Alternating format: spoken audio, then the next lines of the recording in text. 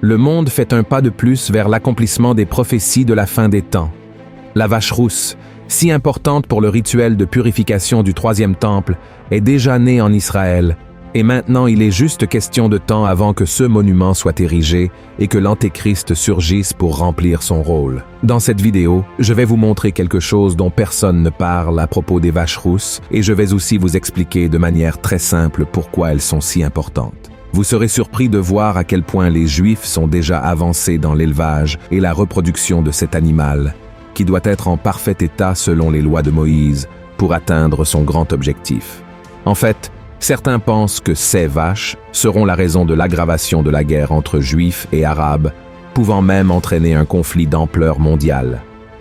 Mais est-ce qu'une simple vache peut vraiment être la raison du début de la Troisième Guerre mondiale? Je vais vous dire tout, ce que je pense à ce sujet, alors restez avec moi jusqu'au bout.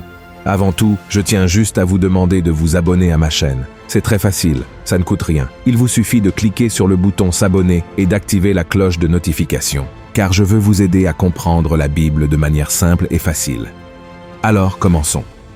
Dans le 19e chapitre du livre des Nombres, dans l'Ancien Testament, Dieu a donné à Moïse des instructions sur un rituel de purification pour les personnes considérées comme impures, afin qu'elles puissent se réintégrer dans la communauté. La procédure comprenait l'utilisation d'une génisse entièrement rouge, et cette vache ne devait pas avoir mis bas un veau, et n'avait pas non plus effectué de travail, comme labourer par exemple. Contrairement aux autres animaux, cette vache devait être sacrifiée par le prêtre, en dehors du tabernacle. Ensuite, un autre homme venait et brûlait l'animal entièrement. Et tant le prêtre qui effectuait le sacrifice que l'homme qui brûlait la génisse devait se laver, restant impur jusqu'à la fin de la journée.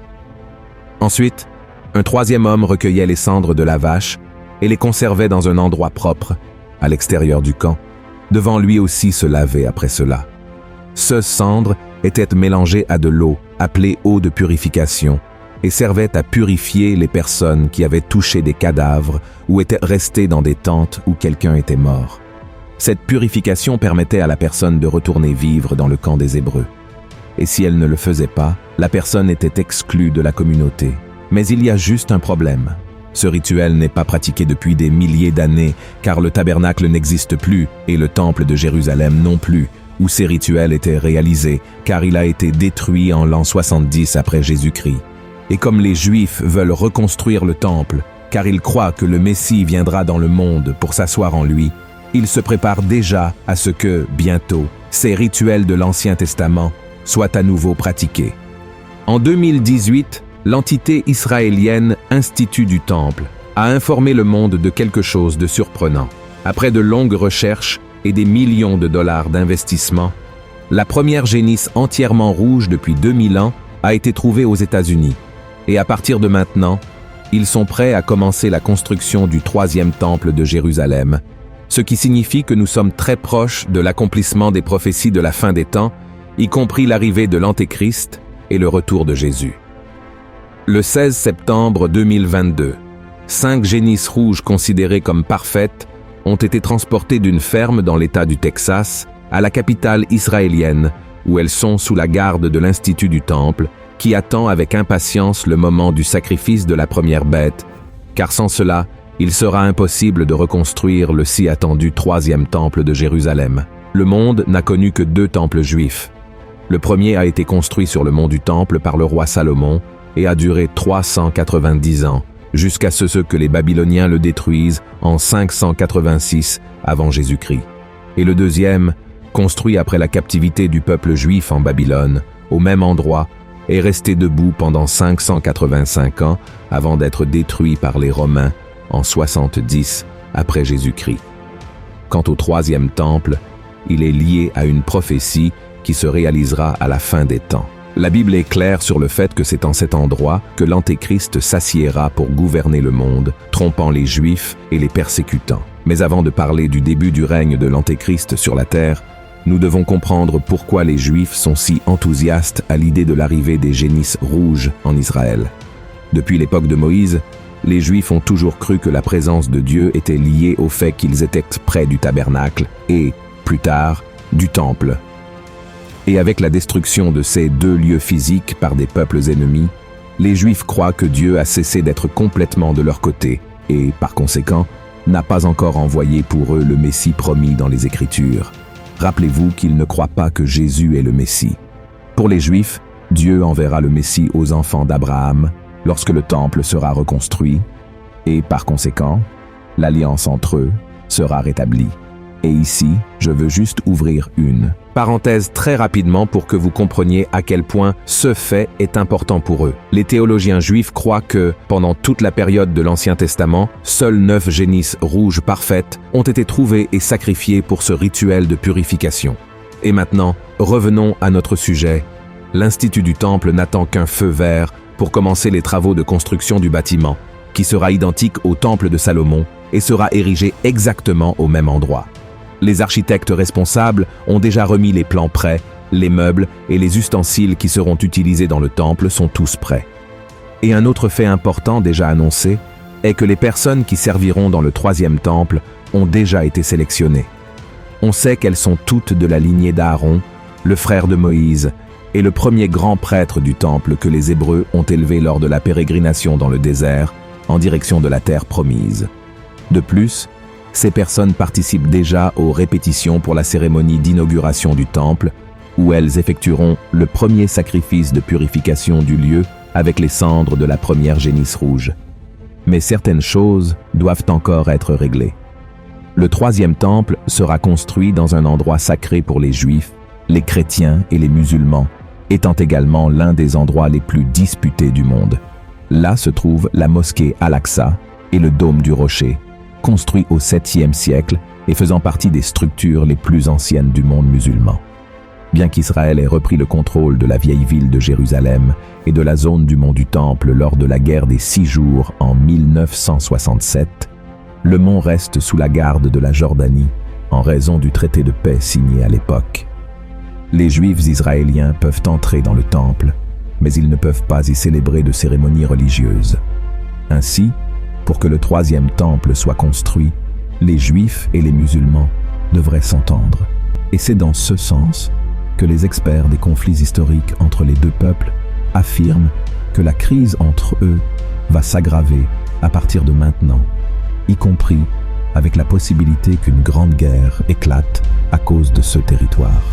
Les Arabes sont déjà au courant de l'existence des 5 génisses rouges sans défaut à Jérusalem et, pour cette raison, ils se préparent déjà à défendre vigoureusement leur territoire contre une éventuelle attaque d'Israël pour reprendre l'endroit où se trouve le dôme du rocher.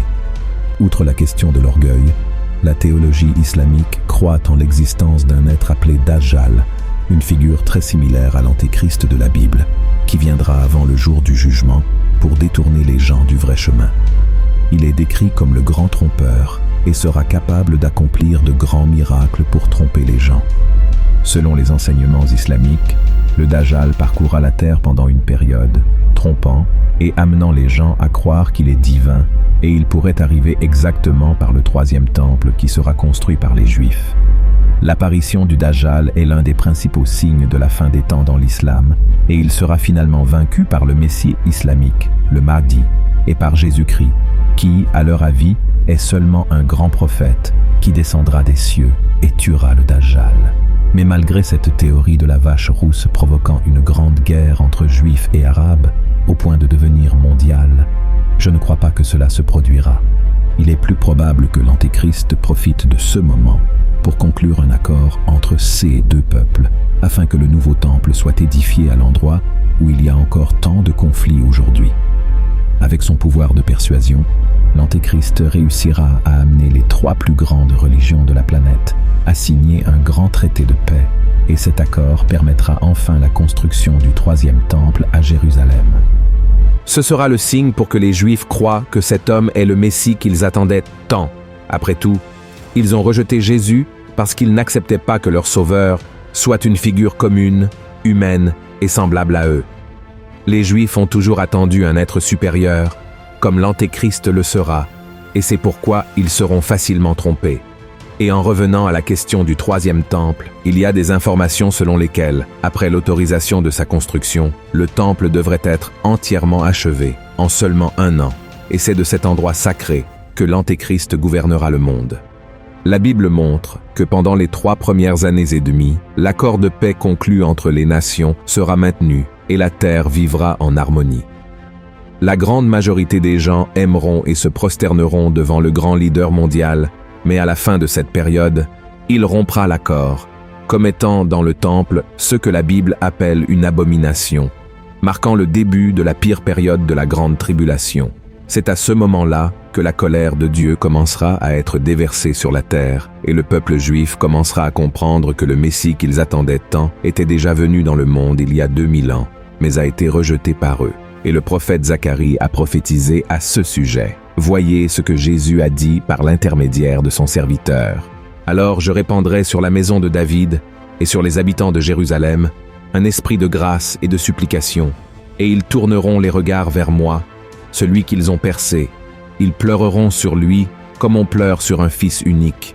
Ils pleureront amèrement sur lui comme on pleure sur un premier-né.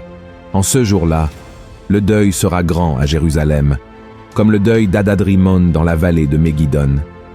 Mes frères, regardez ceci. À la fin des 7 années de grande tribulation, Jésus reviendra, vaincra l'Antéchrist, le faux prophète et enfin Satan. Ensuite, il rassemblera sa fiancée, qui sommes nous, les chrétiens, avec le peuple de la nation élue, les Juifs convertis, et nous vivrons tous en paix dans la nouvelle Jérusalem, un lieu éternel, où il n'y aura ni douleur, ni mensonge, ni méchanceté, ni pleurs, ni tristesse. Alors mes frères, même si ces génisses rouges, sans défaut, ont une grande signification pour les Juifs à ce moment de l'histoire, elles ne signifient absolument rien pour nous.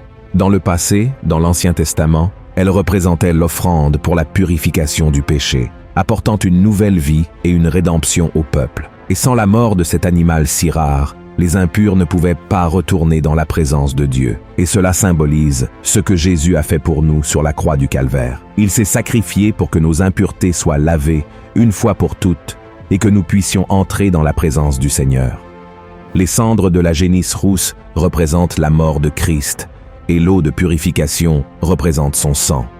Quant à la construction du 3e temple, je sais que beaucoup de chrétiens sont terrifiés quand ils entendent parler de ce sujet, mais nous ne devrions pas nous inquiéter car le Christ nous a déjà assuré la victoire et notre couronne est gardée. Nous devons seulement persévérer jusqu'à la fin. Amen. À la fin du livre de l'Apocalypse, le Seigneur nous laisse le message suivant. Voici, je viens bientôt, et ma rétribution est avec moi, pour rendre à chacun selon ce qu'est son œuvre. Je suis l'alpha et l'oméga, le premier et le dernier, le commencement et la fin. Heureux ceux qui lavent leurs robes, afin d'avoir droit à l'arbre de vie et d'entrer par les portes dans la ville. Alléluia. Si vous avez aimé ce message, partagez-le avec vos amis et votre famille et abonnez-vous à ma chaîne. Je vous attends dans la prochaine vidéo. Que Dieu vous bénisse puissamment.